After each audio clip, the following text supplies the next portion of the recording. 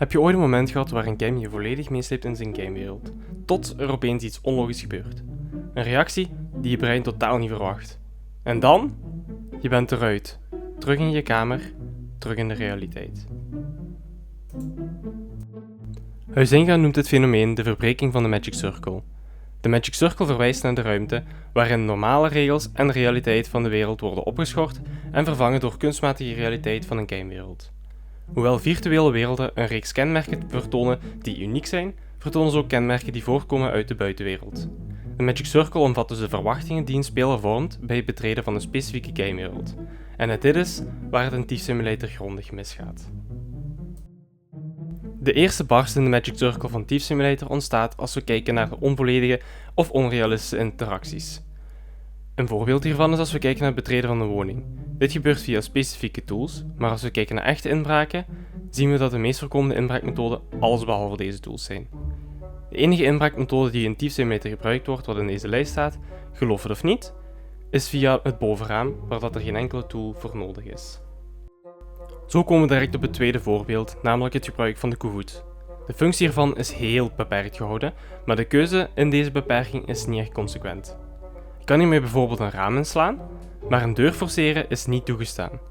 Ook agressieve toepassingen worden niet toegelaten in de game. Door deze beperkingen wordt de speler continu herinnerd dat hij zich in een gecontroleerde, beperkte simulatie bevindt. Een game die dit bijvoorbeeld wel goed doet, is Hitman. Hier kan de speler op verschillende manieren doel benaderen of beveiligingen omzeilen, zodat alle gedachten die de speler ooit zou kunnen krijgen, die logisch zijn in de context, kunnen worden ingevuld door het spel. Je krijgt hier de vrijheid om creatief te zijn en alternatieve oplossingen te vinden, wat het compleet tegenovergestelde is van wat Thief Simulator biedt.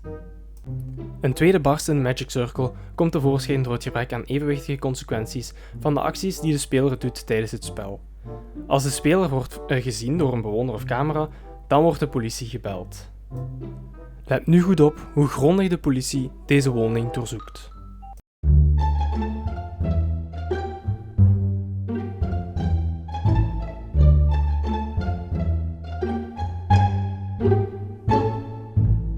Ja, zoals je dus kon zien, is het overduidelijk dat betrapt worden eigenlijk totaal niet erg is. De politie onderzoekt de woning gewoon niet grondig genoeg, waardoor ontkomen zo goed als gegarandeerd is. Het enige nadeel is dat je een lagere score krijgt op het einde van de missie, wat eigenlijk voor de rest niet meer gebruikt wordt.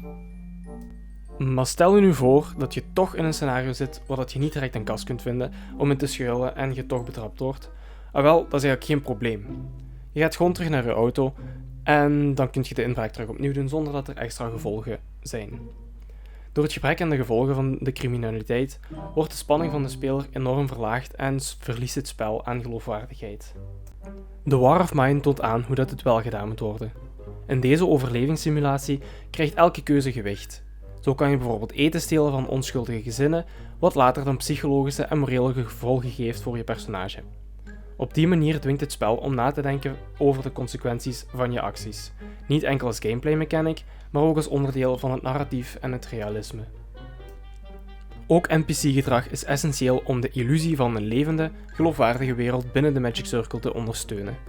Wanneer deze voorspelbare patronen volgt, wordt de speler zich bewust van de artificiële aard van de gamewereld en ontstaat zo weer een nieuwe barst. Elke bewoner in Thief Simulator volgt altijd dezelfde route. Elke dag en elk tijdstip zijn hetzelfde, zonder variatie of onverwachte gedragingen. De speler kan hierdoor gemakkelijk patronen doorgronden en hun strategie optimaliseren zonder nog echt risico te lopen, wat tegenstrijdig is met de spanning en voorspelbaarheid van een echte inbraak. Ook het betrappen van een bewoner toont voorspelbaar gedrag. Eerst duikt de bewoner in elkaar om vervolgens naar buiten te rennen en te wachten op de politie. Zo heeft de speler voldoende tijd om in een kast te kruipen zonder dat een bewoner hem ziet, en zo, zoals eerder besproken, de situatie kan ontlopen. Dit probleem van voorspelbaarheid komt helaas vaker voor in simulatiegames. Als we bijvoorbeeld gaan kijken naar Car Mechanic Simulator, zien we hetzelfde probleem.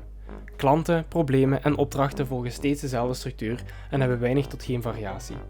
Onverwachte problemen of het fout vaststellen van een probleem zou bijvoorbeeld nooit voorkomen in het spel. Dit samen maakt de gameplay repetitief en breekt de verwachtingen die de speler krijgt van een echte garageomgeving. Maar gelukkig kan het ook beter. Kijk maar naar het spel Alien Isolation.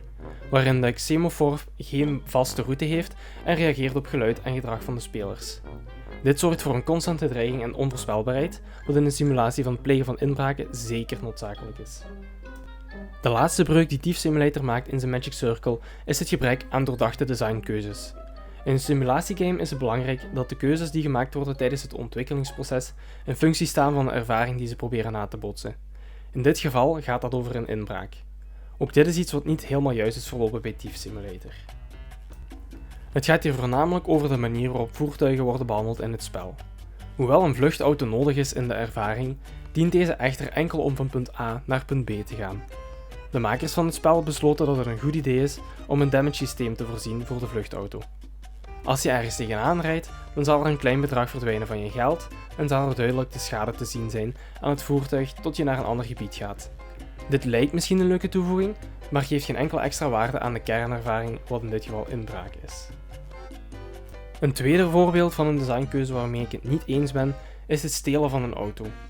Hoewel ik geen exacte cijfers kon vinden die aantonen dat bij een woninginbraak een auto zeer zelden wordt gestolen, ben ik op een interessante lijst uitgekomen van misvattingen over inbraken. Eén daarvan is het feit dat inbraken meestal overdag gebeuren, wanneer er niemand thuis is. De kans dat er dan een voertuig in de garage staat om te stelen, is dan ook zeer klein. Ook het feit dat een auto stelen vrijwel niet mogelijk is als een solo-inbreker speelt hierin een rol. Je kan de auto in theorie wel stelen, maar wat gebeurt er dan met je eigen wagen? Die blijft achter voor bewijs. In Thief Simulator hebben ze dit proberen op te lossen door het voertuig van de speler zelf te teleporteren naar het gebied waar ze naartoe gaan, wat ook niet overeenkomt met de werkelijkheid aangezien dat teleportatie nog niet mogelijk is. Door te investeren in deze randactiviteiten, terwijl het andere fundamentele gameplay-elementen onderontwikkeld blijven, verliest het spel zijn focus. Dit geeft een disconnectie met de gamewereld, wat de laatste breuk in de Magic Circle doet ontstaan. Papers, Please toont aan hoe de designkeuzes perfect afgestemd kunnen zijn op de kernactiviteit. Alle acties, van de interface tot morele keuzes, ondersteunen het gevoel van bureaucratische druk en morele dubbelzinnigheid. Dit zorgt ervoor dat de speler volledig ondergedompeld wordt in de beklemmende rol van een grenscontroleur. Zo komen we tot de conclusie dat Thief Simulator een realistische inbraakervaring probeert te simuleren, maar er niet volledig in slaagt doordat de gamewereld wordt onderwijnd door beperkte interactiemogelijkheden, voorspelbare bewoners en een gebrek aan betekenisvolle consequenties.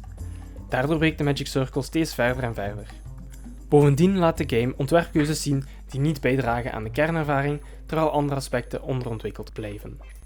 Thief Simulator toont aan dat realisme in simulatie niet enkel afhangt van visuele presentatie of losse gameplay mechanics, maar vooral van de samenhang tussen interacties en gevolgen in overeenstemming met het onderwerp.